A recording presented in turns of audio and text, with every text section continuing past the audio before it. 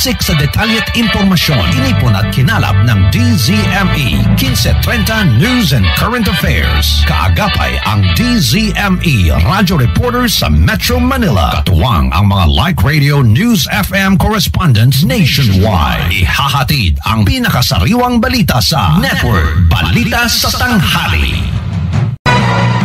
Network Balita sa Tanghali nationwide. Mga naglalakihang kaganapan sa maghapon, balita sa loob at labas ng bansa, business, sports at entertainment news. Hatid ng buong puwersa ng DZME News and Current Affairs at mga kapatid na himpilan sa Capital Broadcasting Center, Like Radio News FM stations nationwide sa Network Balita Alas 4. Network Balita Alas 4 nationwide.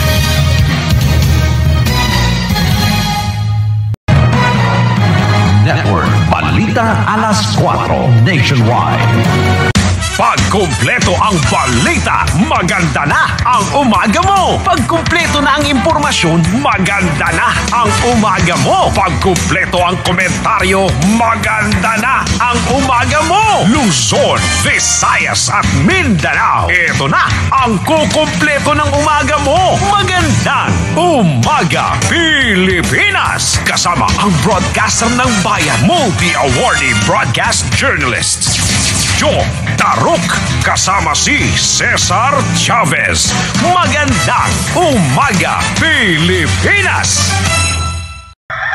Ibahin ang dating ng umaga mo. Ibahin ang style. Ibahin ang arrive. Kakaibang atake ng pagbabalita. Kumbaga, kakaibang himas sa umaga. Umaga'y kumpleto na sa balita at impormasyon sa Magandang Umaga, Pilipinas. At ito, ngayon lang nagtambal para mas tatayo at babangon ka. May binauhan the Wonder Woman at si Teacher Eva Ahero. Magandang Umaga, Pilipinas!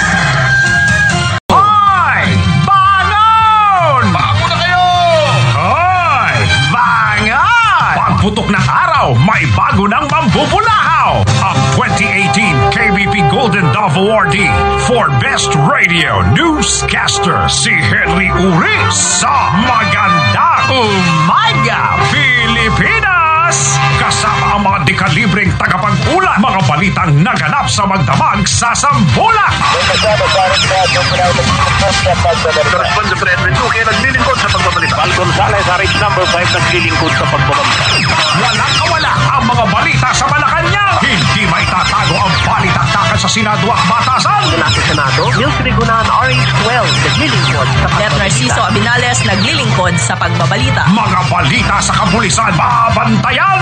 Raymond Ladpa, RH 18, naglilingkod sa pagbabalita. Narito na ang 2018 KBP Golden Dove Awardee for Best Radio Newscaster, ang barako ng Timog Katagalugan, si Henry Uri sa Magandang Umaga, Pilipinas!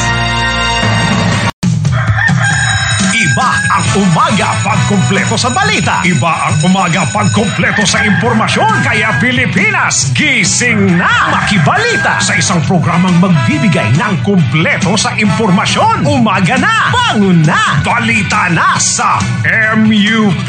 Magandang Umaga, Pilipinas! RH, Magandang Umaga, Pilipinas! Ang tambalang babago at babango ng umaga mo. Iba ito, tambalang Henry Uri at may binauhan magkasama sa Magandang Umaga, Pilipinas!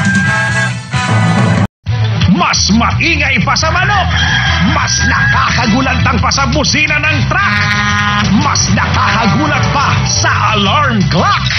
Kumpletuhin ang gising kasama ang mga balita at impormasyon ng Dere-Derecho sa Magandang Umaga, Pilipinas. Kasama ang kakulay, parang kape na si Henry Uri. Magandang Umaga, Pilipinas sa DZRH. Hitik sa mga makabuluhang panayam. Iniintay ng sambayanan. Dito lamang sa CNN Pilipinas. Mga balitang pinag-uusapan, sisilipin, bubusisiin, iba't ibang anggulo, lilinawin. dito sa CMN Pilipinas. CMN Pilipinas, lakas ng katotohanan. Boto mo, i-Bandera ko. Radyo Bandera Special Coverage Election 2025. Boto mo, i-Bandera ko. Boto mo, i-Bandera ko. Radyo Bandera Special Coverage Election 2025. Abangan ang mga maiinit na kaganapan ngayong halalan. Sino-sino ang mga papalaring kandidato? Sino-sino ang iluluklok ng taong bayan sa pwesto? Lahat yan unang malalaman, unang mapapakinggan. Kasama ang inyong mga pinagkakatiwalaang news reporters at correspondents sa buong lalawigan ng Palawan. Dito lang sa himpilang nangunguna sa makaguluhan at makatotohanang pagbabalita. Radyo Bandera. Totoo, tapat, panig sa bayan. Dahil sa halalan, ang boto mo, i-Bandera ko. Radyo Bandera Special Coverage Election 2025. Radyo Bandera 107.1 FM Olongapo. Halalan 2025 coverage. Pagpatak pa lang ng alas 5 ng umaga, nakatutok na. Makinig, magbantay, makibalita. Radyo Bandera 107.1 News FM. Halalan 2025 coverage.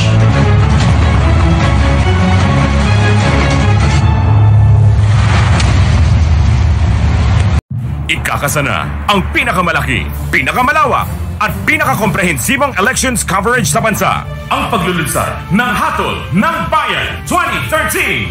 Ang pinagsanib na lakas ng 8 pinakamalaki at pinagkakatiwalaang institusyon. Maghahatid ng makabuluhang balita at impormasyon para sa nalalapit na eleksyon.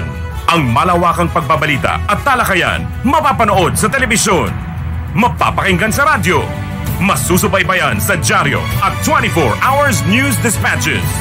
At matututukan sa internet, hatid ng inyong nag-iisang media ng bayan. Pilipino, ito ang tinig mo ngayong halalan.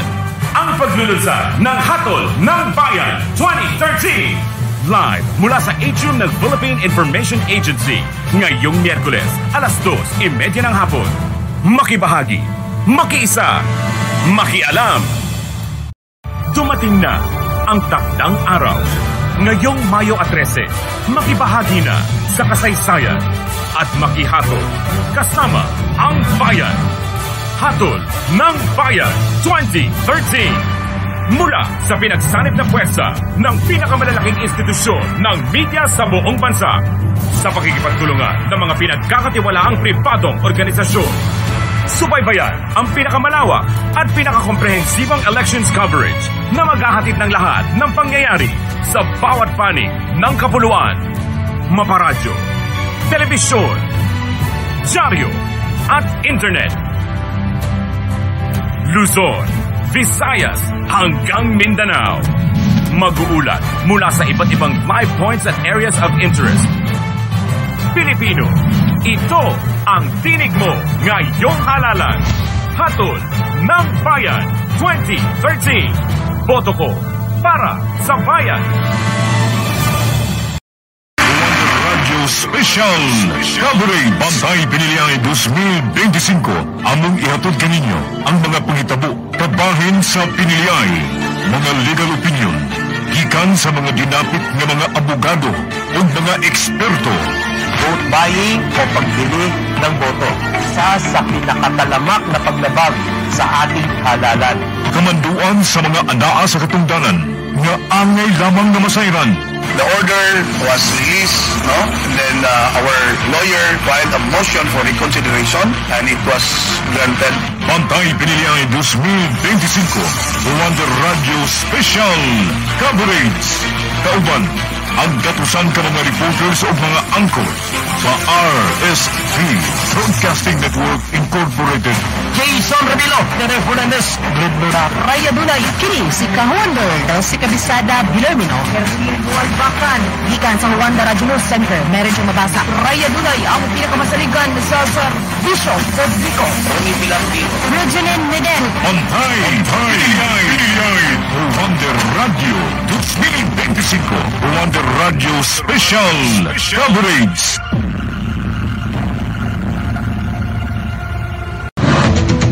Simbahan at Halalan 2025 Midterm Election. One Godly Vote. Simbahan at Halalan 2025 Midterm Elections. One Godly Vote. Kapanali, nasa inyong mga kamay ang kapalaran ng ating bansa sa pagpili ng susunod na servant leaders. 5 dekada na ang aming pamilya sa pagsasaka. Totoo bang kaya kami mahirap? Dahil kinulang kami sa sipag? Simula ako magtrabaho habang nag-aaral. Totoo bang mahirap kami dahil sa kawalan ng tiyaga? Isa akong guro, pero may pagkakataong hindi ako nakakainom ng maintenance na gamot dahil hindi ko kayang bilhin. Sa darating na May 12, 2025 election, gawin nating sentro ang Diyos sa pagpapasya ng ihahalal na servant leaders. Simbahan at Halalan 2025 Midterm Elections. One Godly Vote. Sa amin ang boto, sa inyo ang serbisyo. Bumoto ayon sa ating konsensya, magnilay at manalangin tungo sa malinis, tapat, maayos, makabuluhan at mapayapang halalan sa Pilipinas. Simbahan at Halalan 2025 One Godly Vote. The Veritas 846 Midterm Elections Campaign.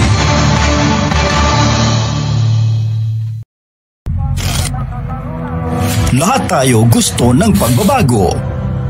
Pero, lahat ba gustong kumilos para makamit ito? Sa halip na magtanong at magreklamo, kumilos, makialam at makisa. Ba't ako? Kakibat ako! Bantay Boto 2025.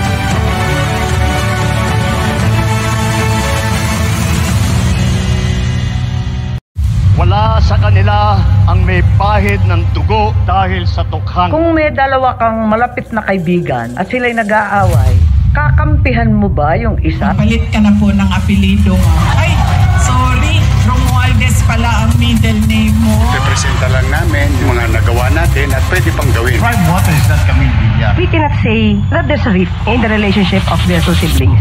Balitang A to Z. Balitang A to Z. At Live TV. Sanib Puwersang magbabantay para sa maayos, malinis, mapayapa at malayang halalan. ZBNI presents Bantay Boto 2025. Ngayong 2025, muling haharap ang sambayanang Pilipino sa isang makasaysayang tungkulin. Ang bumoto sa bawat balota, nakasalalay ang kinabukasan ng ating bayan at ng ating pamilya. Kaya't sa darating na halalan, huwag basta-bastang pumili. Kilalanin, manalangin, suriin ang kandidatong may tunay na puso para sa bayan. Matapat, makatarungan at may takot sa Diyos. Ito ang Boto Sagrado. Boto Sagrado. The CMN Halalan 2025 coverage. Boto Sagrado. Boto Sagrado. Isang espesyal na halalan coverage ng Catholic Media Network sa tulong ng mga CMN stations sa Luzon, Visayas, and Mindanao. Itaguyod natin ang halalang malinis, mapayapa at makadiyos. Sama-sama nating bantayan ang katotohanan, pakinggan ang boses ng masa at gamitin ang kapangyarihan ng inyong boto para sa Diyos at bayan. Ngayong Halalan 2025, nakasalalay sa kamay ng mahigit na 68 milyong Pilipino ang kapangyarihang pumili ng mga bagong pinuno ng bansa na magbabago sa kinabukasan ng Pilipinas. Kaya naman ihahatid sa inyo ng buong puwersa ng Sunshine Media Network International dito sa Pilipinas at sa buong mundo ang isang tapat at malawak na election coverage. Sabay-sabay nating bantayan ang boto ng sambayanang Pilipino ngayong Mayo 12. Piliin ang totoong may puso at talino para sa bayan. Ito ang SMNI Election Watch 2025, the SMNI Special Election Coverage. Dito lang sa SMNI, ang totoong boses ng bayan.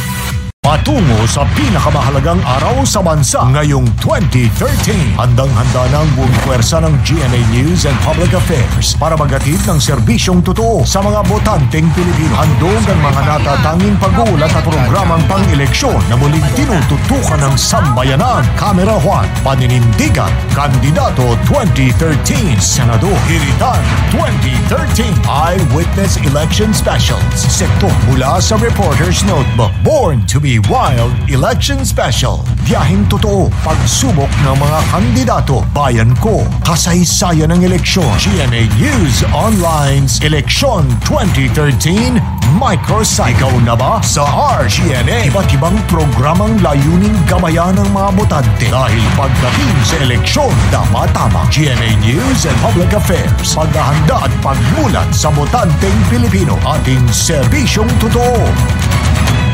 Ang mas tinutukan, ang mas pinagkatiwalaan na coverage sa first automated elections ng bansa.